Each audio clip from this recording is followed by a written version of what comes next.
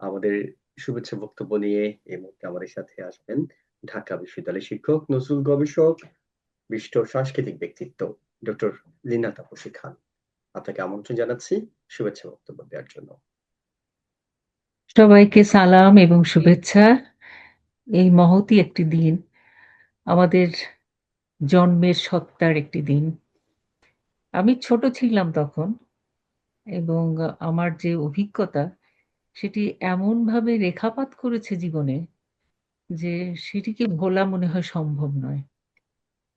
অসংখ্য ধন্যবাদ চট্টগ্রাম বিশ্ববিদ্যালয় অ্যালামনাই অ্যাসোসিয়েশন, রায়হান চৌধুরী এবং অন্যান্য যারা সকলেই আছেন, যে আমার এই জীবনের একটি উল্লেখযোগ্য সময়কে উপস্থাপন করার সুযোগ করে দেওয়ার জন্য।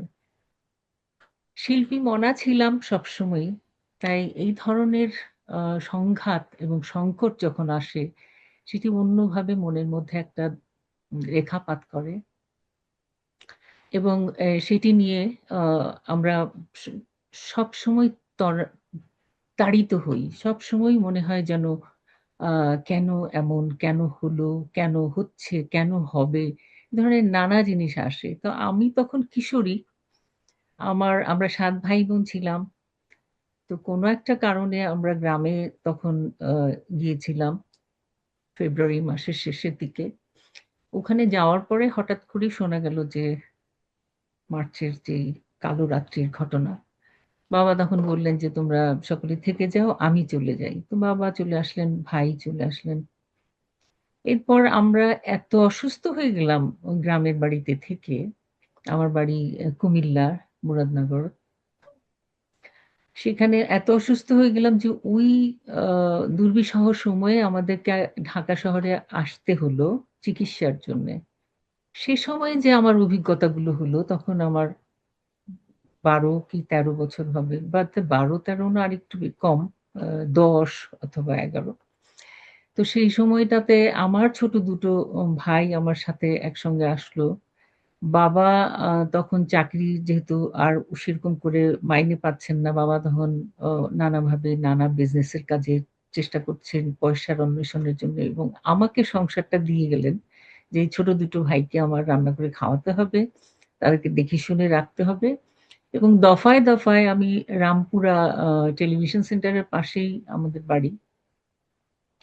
সো যেহেতু টেলিভিশন সেন্টারটা ওখানে আছে, সেই জন্য দফায় দফায় আমাদের বাড়িতে আর্মিরা আসতো, সার্চ করতে আসতো। তখন যে ভয় পেতাম, সে ভয়ের কথাগুলো মানে এখনো গা শিহরিত হয়।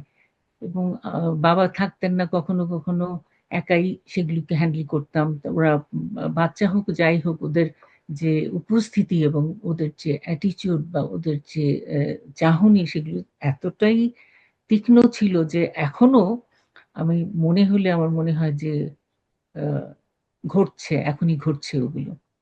তো এরকম বহু স্মৃতি আছে, এবং আমার বড় ভাইকে তারা অনেকবার তাড়িয়েছে, ধরার চেষ্টা করেছে সেই যে সময়গুলো। এবং গ্রামের বাড়িতেও অনেকবার হানাদাররা এসছে। আমরা তখন আহ, গরুর ঘরের ভিতরে গিয়ে লুকানোর চেষ্টা করেছি। একটা রেডিও ছিল আমাদের, সাদা আর লাল রঙের মেশানো। সেই রেডিওটাকে এখনো আমি স্বপ্নে দেখি, কারণ সেই রেডিওটা আমাদের একমাত্র অবলম্বন ছিল। তো এই দুর্বিষহ সময়গুলোতে যে গানগুলো আমাদেরকে ত্বরান্বিত করতো, আমাদেরকে ভালোবাসা জাগাতো এবং দেশকে নতুন করে পাওয়ার যে স্পৃহা জাগাতো, সেই গানগুলো কিন্তু মনের মধ্যে মানে রেখাপাত করেছিল। এবং পরবর্তীতে সেই গানগুলি যখন কণ্ঠে তুলে গাই, তখন আমি মনে হয় আমি একাত্তরেই আছি। এই স্বাধীনতার যে আনন্দ, স্বাধীনতার যে স্বাধীনতার উপভোগ এবং স্বাধীনতাকে অর্জন করার বিষয়টি, এটি স্বচক্ষে আমি নিজে দেখেছি। এবং আমার এই অভিজ্ঞতা ছোট করে হলো আজকে সকলের সঙ্গে, আপনাদের সঙ্গে আহ, যুক্ত হতে পেরে এবং সকলের সঙ্গে এটিকে নিয়ে ভাগ করে নিয়েছি। অনেক ধন্যবাদ আপনাদের সকলকে।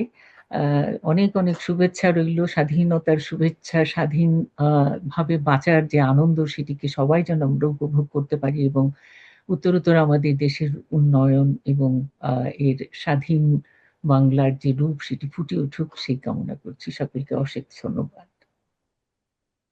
ডক্টর লিনা তাপসী খান, আপনাকে অনেক ধন্যবাদ যে আমরা অন্তত মুক্তিযুদ্ধকালীন দিনগুলোর স্মৃতিচারণের কিছুটা অংশ হলো আপনার কাছ থেকে পেয়েছি।